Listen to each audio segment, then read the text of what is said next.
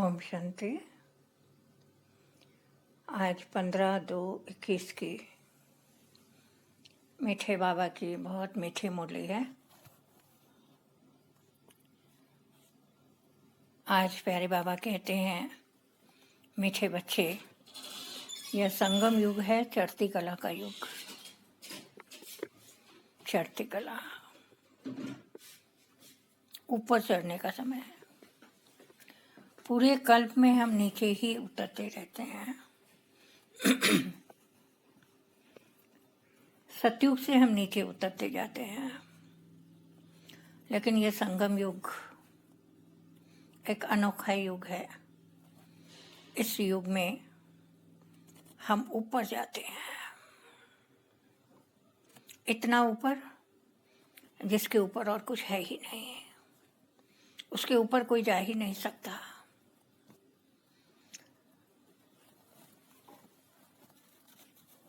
इस संगम युग में सबका भला होता है, सबका, सिर्फ हम ब्राह्मण बच्चों का नहीं, लेकिन सबका भला होता है।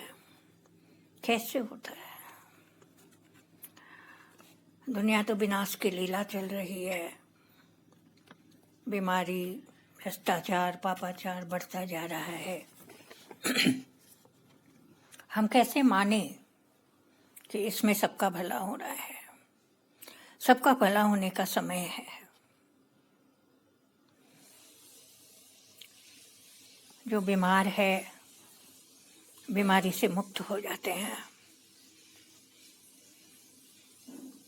जो भ्रष्टाचार, पापाचार है, दुनिया बदल जाती है।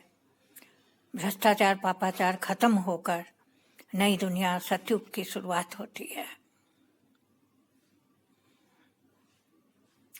जाना तो सबको होता है, लेकिन कैसे जाना है?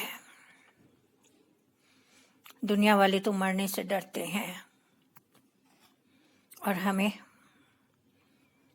बाबा मरकर जीना सिखाते हैं।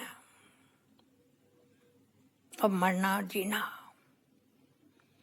पुरानी दुनिया से, पुराने स्वभाव संस्कार से, सबसे मर जाना है।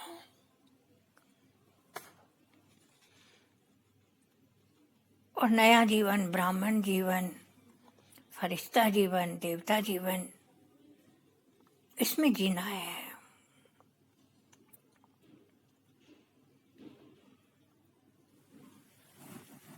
ये जीवन बहुत सुंदर जीवन है।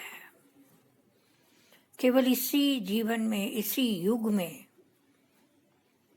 हमें भगवान का सानिध्य मिलता है, भगवान का सत्य परिचय मिलता है, भगवान की शिक्षाएं मिलती है, भगवान का वरदान मिलता है। कदम कदम पर भगवान की मदद मिलती है। सर्व संबंधों से बाबा हमें प्यार करता है। बाबा जो कहता है, मर के जीना है। सारे संबंध मर गए हम, लेकिन एक बाबा सर्व संबंधों का रस देता है। हम बाबा को जिस रूप में भी याद करते हैं, बाबा हमें उस संबंध का अनुभव कराता है, रस देता है। हम छोड़ते कुछ भी नहीं है, लेकिन पाते बहुत कुछ है। दुनिया वालों का सबका भला है। दुख, अशांति, परेशानी में छटपटाते हुए लोगों को परमात्मा मुक्ति धाम में ले जाते हैं। दुख अशांति से छूटकर मुक्ति धाम में बैठ जाते हैं। आधा कल्प तक कुछ परेशानी नहीं, विपत्ति नहीं, विघ्न नहीं, बीमारी नहीं, कुछ नहीं। आधा कल्प तक आत्मा शांत में बैठी रहती है। सारी दुनिया की आत्माएं घर जाएगी और सब दुखों से मुक्त हो जाएगी। और हम बाबा के बच्चे आगे पार्ट बजाने चले जाएंगे सतयुग में। कितनी सुंदर दुनिया बाबा हमारे लिए बना रहा है। ये दुनिया वो है जो हम सोच भी नहीं सकते हैं, वो सब कुछ हमें उस दुनिया में मिलेगा। दुनिया में है कोई ऐसा बाप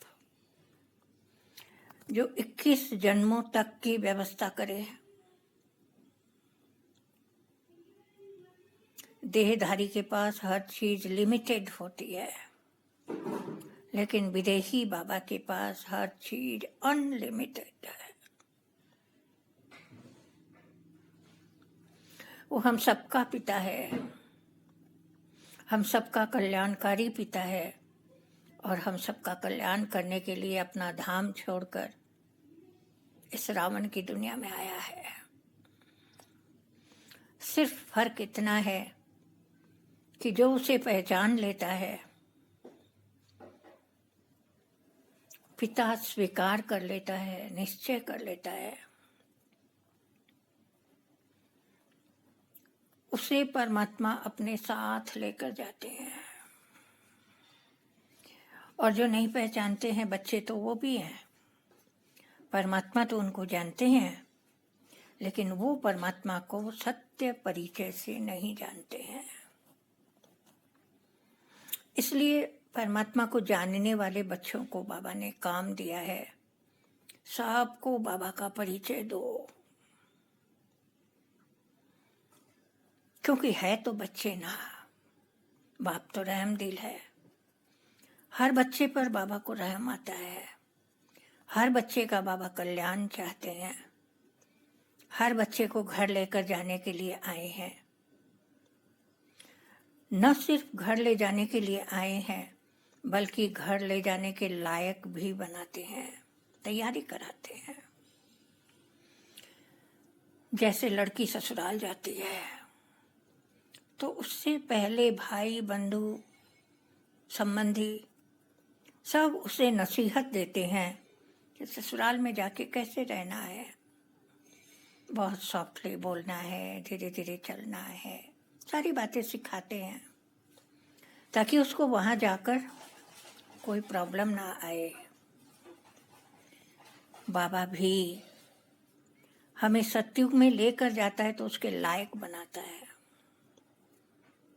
हमारे जैसा नालायक तो कोई है ही नहीं,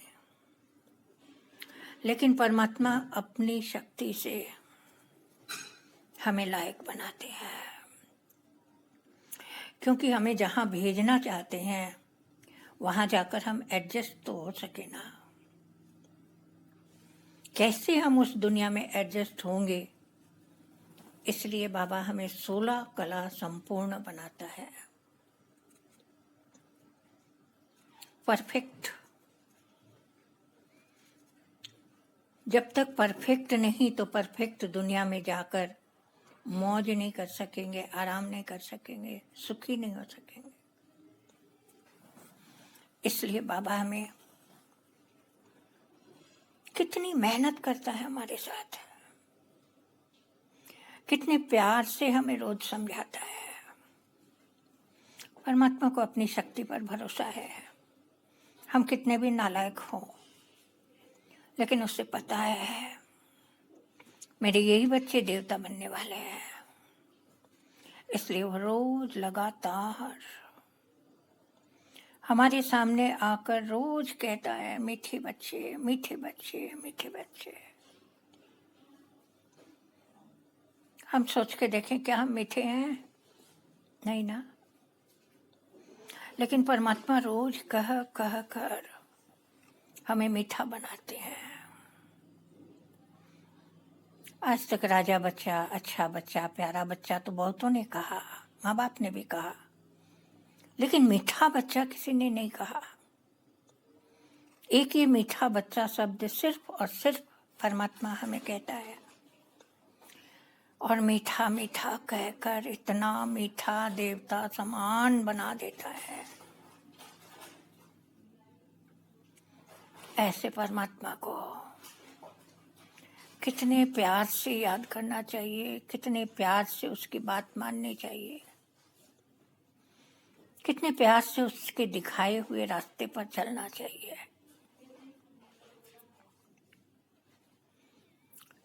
परमात्मा जैसा दूसरा तो कोई मिलना ही नहीं है। कितना पेशेंस। आज 82-83 साल से हमारे साथ मेहनत कर रहे हैं। हम में कितने बने हैं, लेकिन बाबा जानते हैं समय आएगा और हम सब तैयार हो जाएंगे। बाबा हमारा संपूर्ण स्वरूप देखते हैं,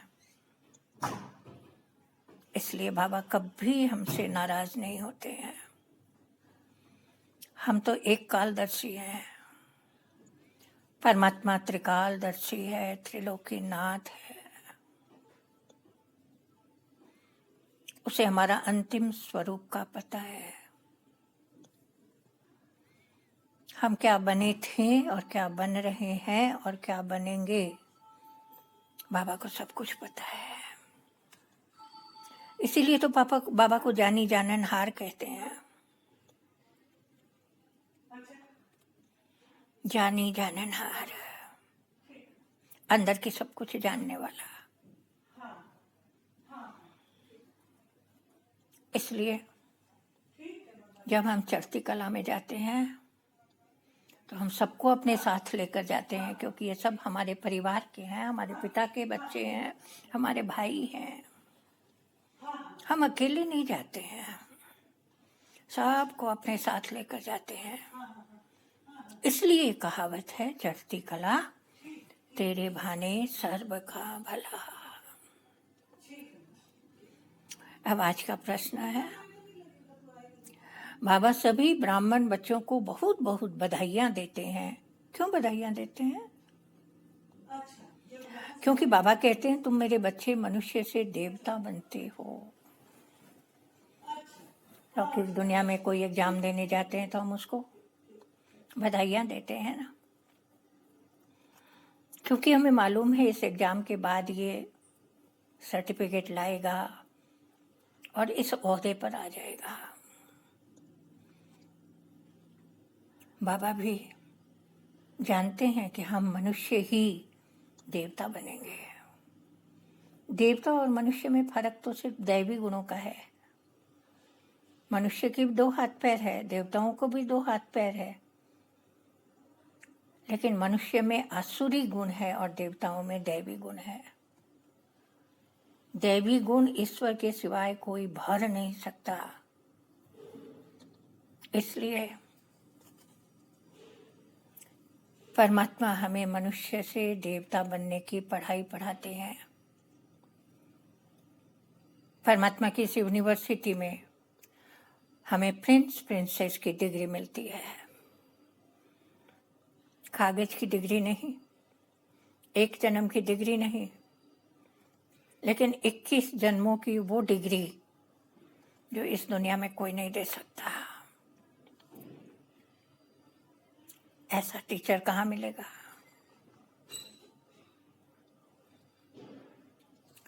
अभी परमात्मा हमें रावण की जंजीरों से छुड़ाते हैं। हम रावण किसको समझते हैं? पहले तो रावण का पुतला जलाते थे बाहर वाला, लेकिन परमात्मा ने बताया रावण माना 5 विकार, बुराइयां, कमी कमजोरियां।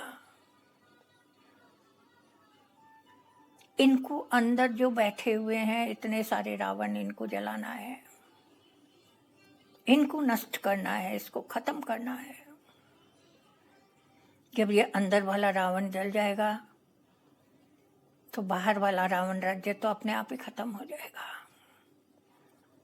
लेकिन बाहर वाले रावण को जन्म जन्मांतर से जलाते आए, लेकिन जितना ही रावण को जलाते आए उतना ही रावण बड़ा होता गया।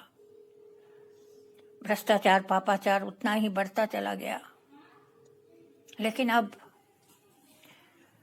परमात्मा हमें रावण की जंजीरों से छुड़ाकर स्वर्ग की राजाई देने आए हैं। उसके लिए हमें पास विद ऑनर बनना है।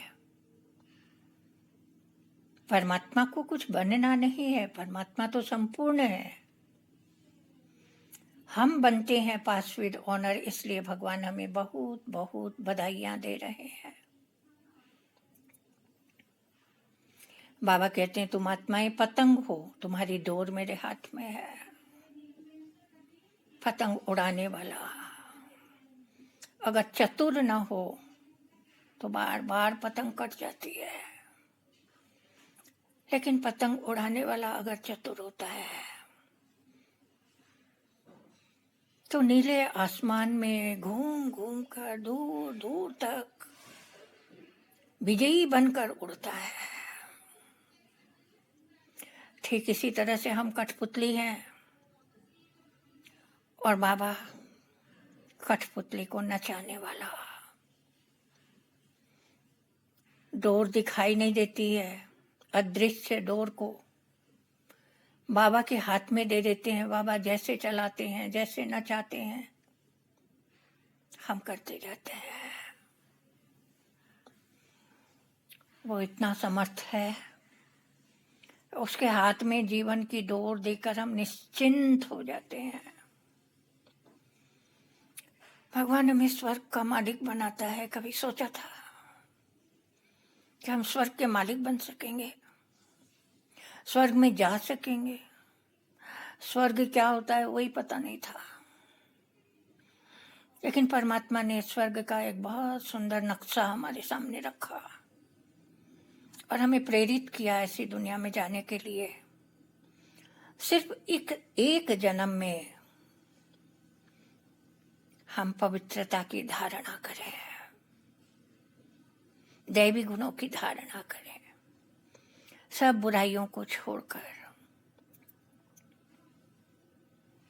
दैवी गुणों से भरपूर सजे सजाए श्रृंगारित हो जाएं। जब हमारा संपूर्ण श्रृंगार हो जाएगा तभी तो बाबा हमें अपने साथ घर लेकर जाएगा। अब बाबा के साथ घर जाने की पुरजोर तैयारियां करनी है। बस एक धुन लग जाए, अब घर जाना है।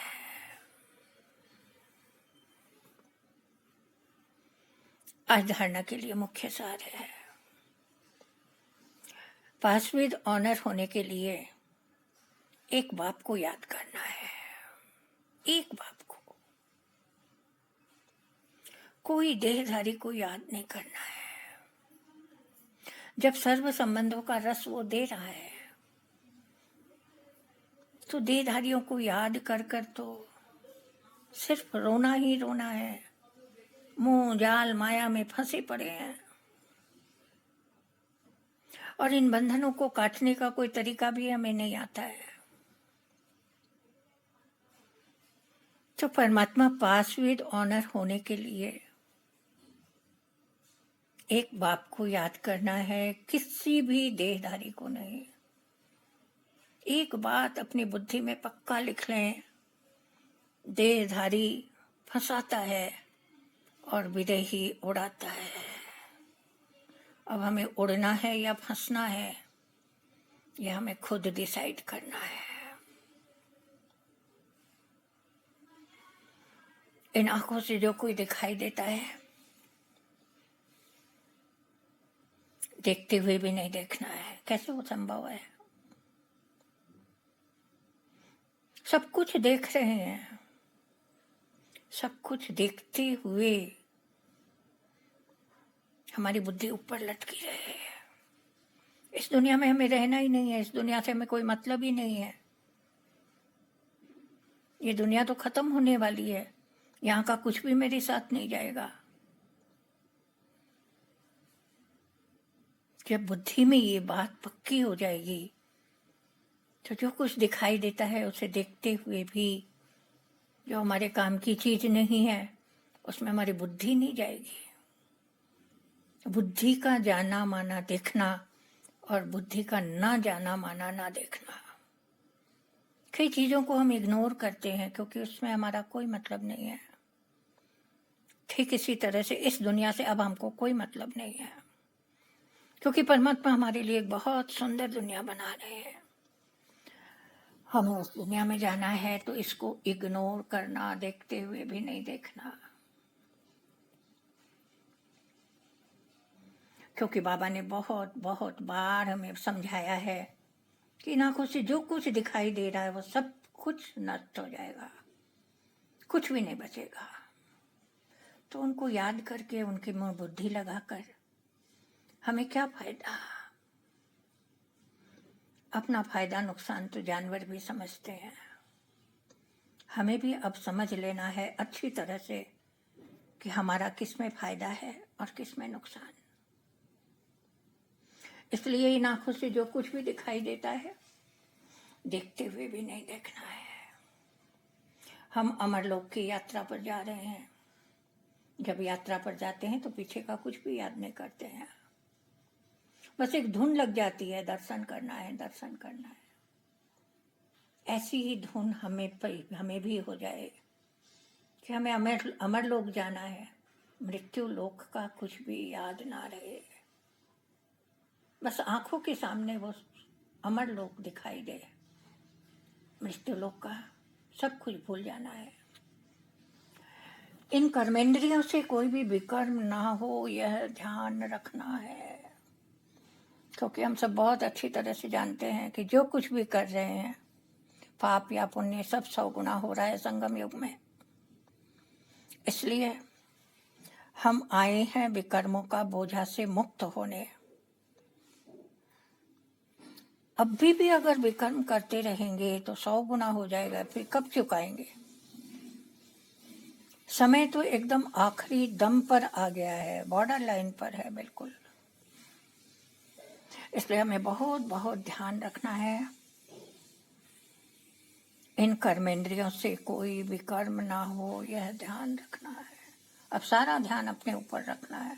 कोई क्या कर रहा है, क्या कह रहा है, अब कोई लेना देना नहीं है। सिर्फ मुझे तैयार होना है और बाबा के साथ घर जाना है। एक ही बात याद रहे,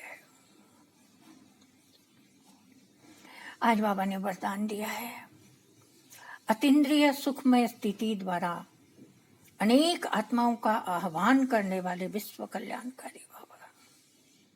जब हम आनंदमय स्थिति में रहेंगे, अतीन्द्रिय सुखमय स्थिति में रहेंगे, उस स्थिति से हम जिन आत्माओं का भी आह्वान करेंगे वो सब बाबा के बच्चे बन जाएंगे। लेकिन पहले चाहिए अपनी स्थिति।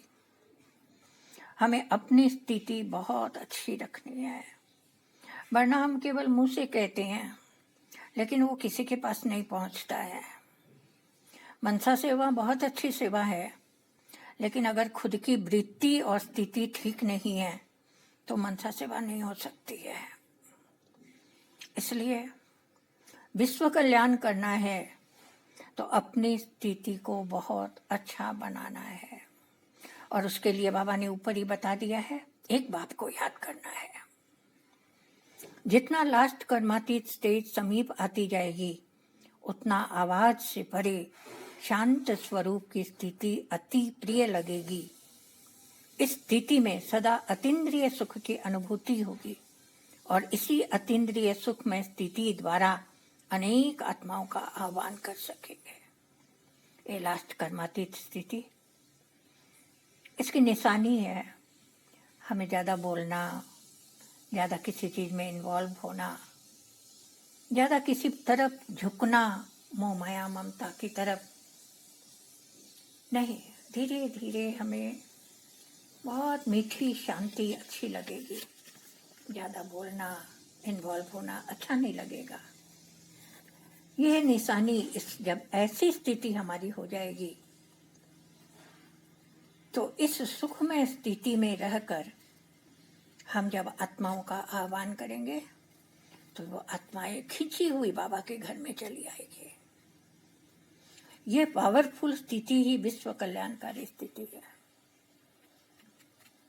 अगर ऐसी स्थिति नहीं बनती है तो विश्व कल्याणकारी कैसे बनेंगे। बाबा ने तो हमें टाइटल दिया है विश्व कल्याणकारी का। इसलिए पावरफुल स्थिति बनाने के लिए मैं और मेरा बाबा, बस मेरा सर्व संबंध बाबा के साथ, बाकी और इस दुनिया में कुछ नहीं है।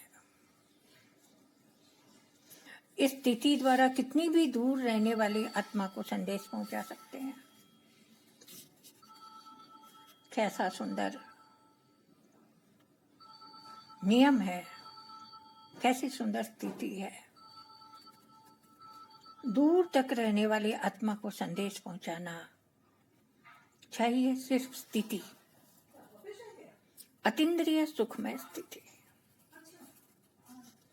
और फिर चाहे आत्मा कहाँ भी हो, हम उसे संदेश पहुंचाएंगे और वो किसी ना किसी तरीके से बाबा का बन जाएंगे।